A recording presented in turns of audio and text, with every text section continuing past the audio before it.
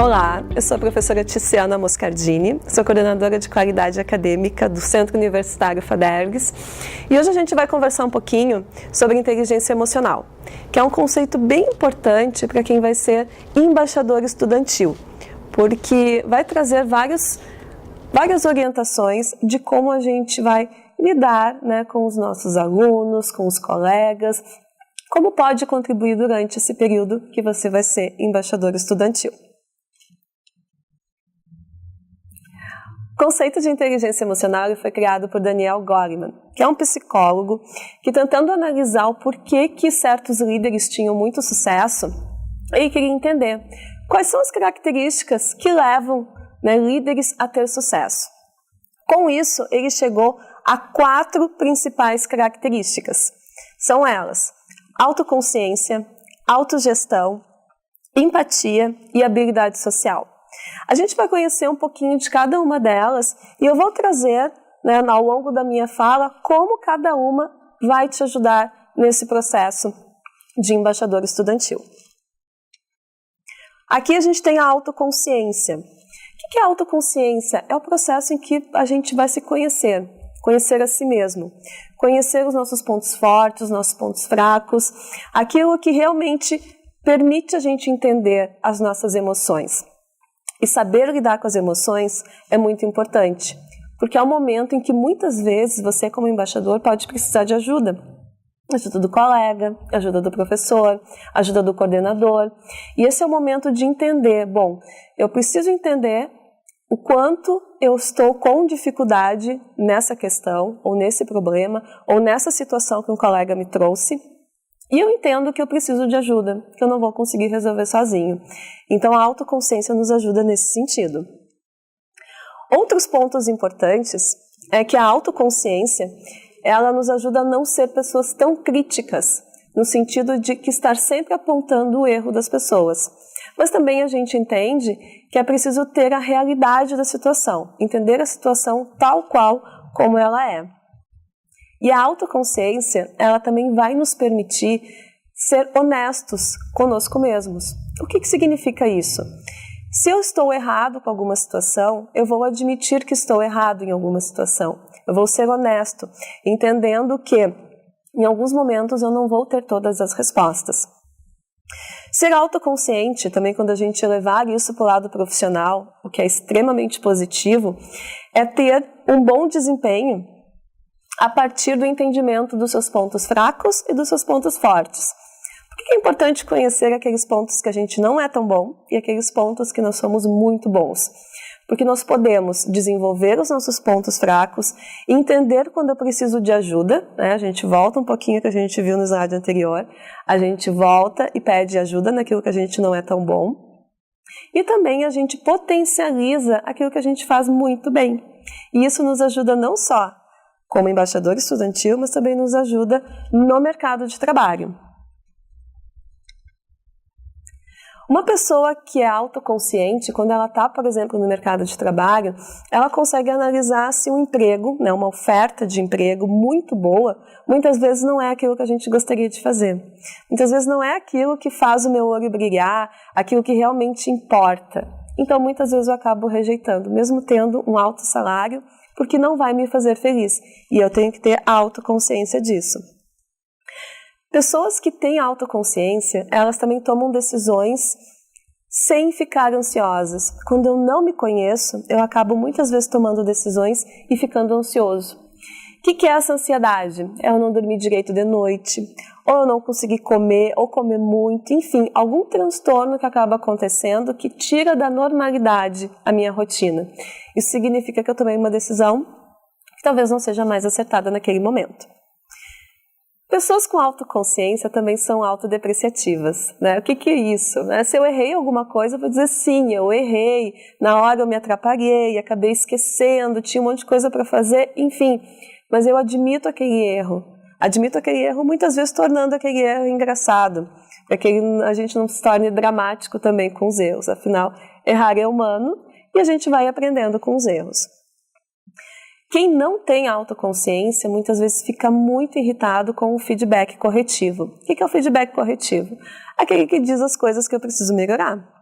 as coisas que eu não estou indo muito bem. E pessoas que não têm essa autoconsciência de entender que sim, eu tenho pontos que eu preciso melhorar, elas podem reconhecer isso como uma agressão, como algo que não é verdade. Mas muitas vezes esse conselho, esse feedback que a gente está recebendo, ele é importantíssimo para o nosso desenvolvimento. E para que a gente possa, sim, colocar em prática o que a gente tem de melhor. Vocês têm no material de vocês um questionário em Word. Vocês vão pegar esse questionário, vocês podem preencher no próprio Word, ou podem imprimir, preencher à mão, como vocês quiserem. Esse questionário ele tem perguntas que vocês vão responder como vocês realmente agiriam. Ou seja, as perguntas estão ali. Talvez alguma pergunta você fique na dúvida do que responder. Você vai responder aquela que mais se aproxima do teu comportamento, de como você reagiria em determinadas situações. Após responder todo o questionário, você vai analisar os resultados. Você vai responder todas as questões que você colocou, depois vai para essa grade. Nessa grade você vai colocar lá, questão 1. Qual a letra que eu marquei na questão 1? Eu marquei a D, A, C ou B. Por exemplo, marquei a A. Lá no final, eu vou totalizar os pontos. Quantos pontos está na coluna R? Quantos pontos eu fiz na coluna G? Quantos pontos na coluna M? E quantos pontos na coluna A? Simplesmente somando. Quantas vezes eu marquei a letra que está naquela coluna? Fazendo isso, logo após você vai ter o resultado. Então, eu vou dar agora um tempinho, você vai responder as questões e depois você vai conferir o resultado. Vamos lá. Se na coluna que deu maior pontuação foi a coluna R, você é considerado o perfil rei. Olha só, o que é esse perfil rei? Busca resultados de longo prazo e enfatiza relações. Ou seja, é a pessoa que investe mais tempo em ter resultados que não vai ser imediato, vai ser resultados mais para frente, porque enfatiza também essa relação com as pessoas. Tem uma atuação mais intuitiva, voltada para o todo, ou seja, analisa a situação. Pergunta para quê? Para que eu tenho que fazer isso? É uma pessoa inovadora, criativa, que busca novos caminhos. E a atuação ela é sempre voltada na criatividade, iniciativa, inovação e carisma. Então, você que é embaixador estudantil e tem o perfil de rei, você pode utilizar essas características a seu favor nesse momento.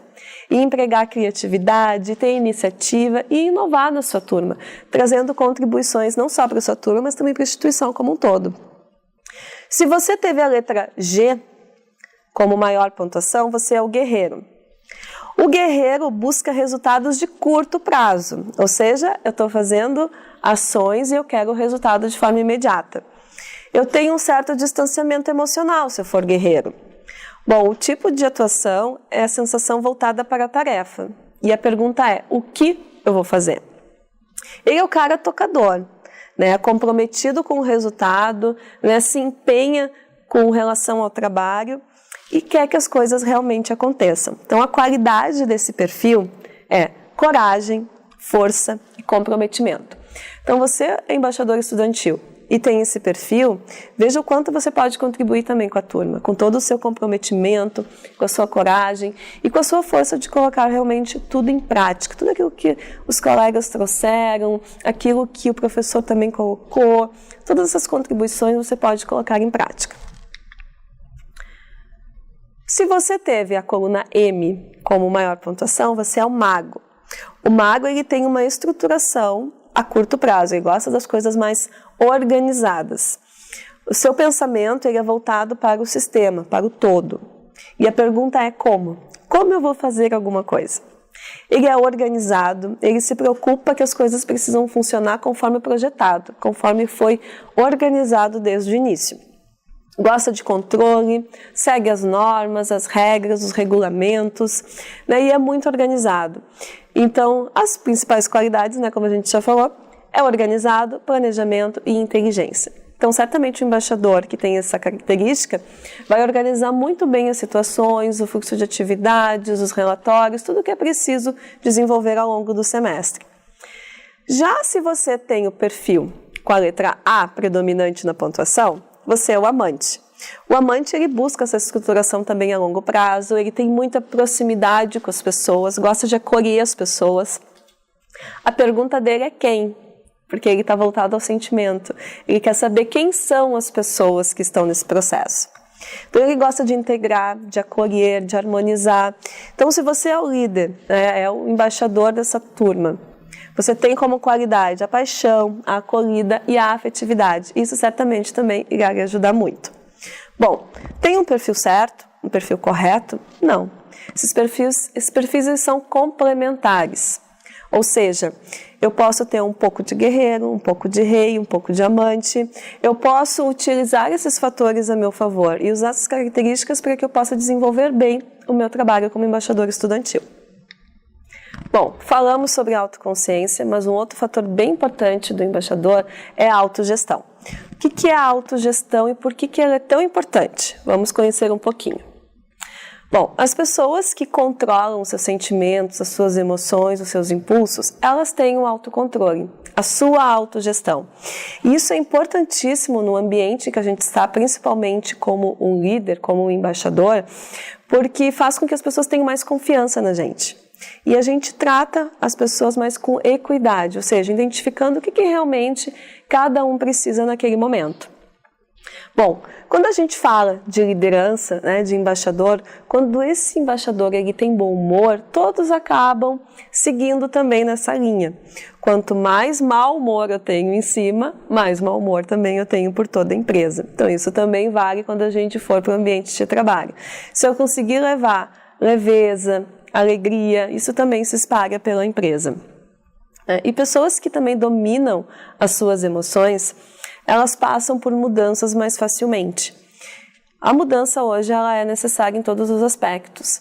A gente está mudando constantemente, está na medida em que a tecnologia muda, a gente muda nossos hábitos, uma série de coisas que ao longo dos anos nós vamos mudando e adaptando. Então a mudança ela é sempre necessária. E quando a gente tem esse autocontrole, essa autogestão, a mudança ela fica mais fácil, porque a gente se adapta a ela de uma maneira mais tranquila. Outro ponto, né, do autocontrole significa que eu tenho uma ponderação. Eu reflito sobre as situações, eu pondero e adapto as mudanças e a integridade. É a capacidade de dizer não para muitos impulsos que eu tenho. Né? O que é esse impulso? Né? Muitas vezes eu quero falar alguma coisa que talvez não seja o momento correto ou agir de forma incorreta. Então, quando eu tenho autocontrole e autogestão, eu respiro e penso, bom, de que forma que eu vou agir para que realmente a situação seja resolvida. Então, a gente para, pensa e pondera as situações. Quem tem autocontrole e autogestão não tem medo de desafios, bem pelo contrário. Gosta de buscar desafios, gosta de colocar a sua energia, são pessoas inquietas que gostam desse movimento. Quando a gente exibe muito as emoções, muitas vezes de forma agressiva ou de forma negativa, a gente passa uma má impressão e a gente acaba não tendo uma boa liderança e uma boa imagem perante as outras pessoas. Falamos um pouquinho sobre autogestão, agora vamos para a empatia. A empatia é um fator super importante, que é como eu pratico a empatia no meu ambiente de trabalho, em casa, na escola, na faculdade, onde eu estou. Como é que eu consigo levar a empatia? Não é algo tão fácil, a gente não aprende isso tão cedo na vida. Muitas vezes a gente aprende isso ao longo das nossas experiências. E aqui eu trouxe uma metáfora. E aí eu quero que você pense junto comigo. Imagine a seguinte situação. Estou indo no oftalmologista. Não estou enxergando muito bem e marquei uma consulta. Chegando no médico, ele olhou para mim e disse, eu tenho a solução para você. Usa o meu óculos. Esse óculos, eu uso há 10 anos e ele funciona muito bem para mim. Certamente ele vai funcionar muito bem para você. Então imagine essa situação de você pegando o óculos do médico e botando em você. Certamente não vai funcionar, porque a sua necessidade, a sua visão é diferente da do médico. Mas ele insiste contigo. Não, coloca, funcionou para mim. Por que não vai funcionar para você? Você tenta e novamente você não enxerga. O que a gente quer falar com isso? Muitas vezes a gente insiste com as pessoas dizendo, vai, tu consegue. Se eu conseguir, você também consegue. Nem sempre, porque depende muito da bagagem da outra pessoa, da história de vida, da jornada de vida dela, das experiências, do que ela viveu durante a sua vida e que muitas vezes pode sim ser um limitador nas suas ações. Não significa que ela não vai fazer, mas eu preciso entender essa situação para buscar alternativas e soluções junto com ela. Por exemplo, se eu tenho um colega que tem muita dificuldade em matemática, por exemplo, em cálculos, eu tenho super facilidade com isso. Eu vou lá e digo para ele, vai, tu consegue, eu tenho certeza que você consegue. Nem sempre ele vai conseguir, porque talvez ele não tenha tido uma boa base de matemática ou realmente tenha dificuldade. Então, nesse caso, a gente vai buscar alternativas juntos. O que nós temos que pode ajudar o colega a diminuir a sua dificuldade? Nivelamento, monitoria, buscar com o professor mais exercícios, enfim, juntos a gente entende o que o colega precisa e vamos resolver, tendo a empatia de se colocar no lugar dele.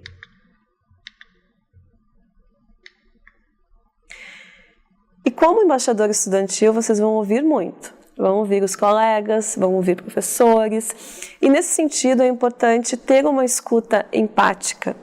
O que é ouvir com empatia? É ouvir a outra pessoa com concentração, colocando energia. E quando a gente não é empático, muitas vezes o que acontece? Eu ignoro a outra pessoa. Imagine uma pessoa falando com você e você no celular. E nem está prestando atenção. Isso é quando eu ignoro. Quando eu estou apenas ali parado na frente da pessoa e estou ignorando o que ela realmente está falando. A outra forma é a escuta seletiva, que é quando eu escuto apenas aquilo que me interessa. Eu escolho aquilo que eu quero escutar e muitas vezes deixo de escutar aquilo que realmente é importante. Eu tenho a escuta concentrada, que é a escuta em que sim, eu estou ali concentrada escutando, tentando entender o melhor que eu posso sobre aquela situação. Mas eu tenho a escuta empática, que é a escuta em que realmente eu me coloco no lugar da outra pessoa, compreendendo o que ela está falando. E por que eu trouxe a questão de ouvir? Como embaixador, vocês vão ouvir bastante. E nem sempre a gente é ensinado a ouvir. Desde pequenos, a gente é ensinado a falar. Fala mamãe, fala papai. Nós somos desde pequenos estimulados a falar, mas pouco estimulados a ouvir. E ouvir é a parte fundamental desse processo. Como líder, como embaixador, é importantíssimo a escuta. E a escuta empática. Bom, mas a empatia nem sempre é fácil de praticar. Quando a gente não é ensinado desde pequeno, a gente precisa ter um esforço maior para conseguir ser empático. Para isso, a gente tem o mapa da empatia. Vejam que legal. A gente também pode colocar isso em um processo para entender que a empatia ela tem vários aspectos que a gente pode traduzir isso em um papel. Para compreender como eu posso entender melhor o próximo, a outra pessoa que está falando comigo. Então, uma das coisas eu vou colocar a pessoa no centro. Vejam que tem uma pessoinha ali no centro. Então, ela está ali. A partir disso, eu vou identificar o que ela pensa e sente. Então, com base nas histórias que eu já ouvi dela, com base na conversa que eu tive, eu vou tentar identificar isso. Depois eu vou identificar o que ela vê. Ambiente, amigos, o próprio ambiente que ela está da faculdade.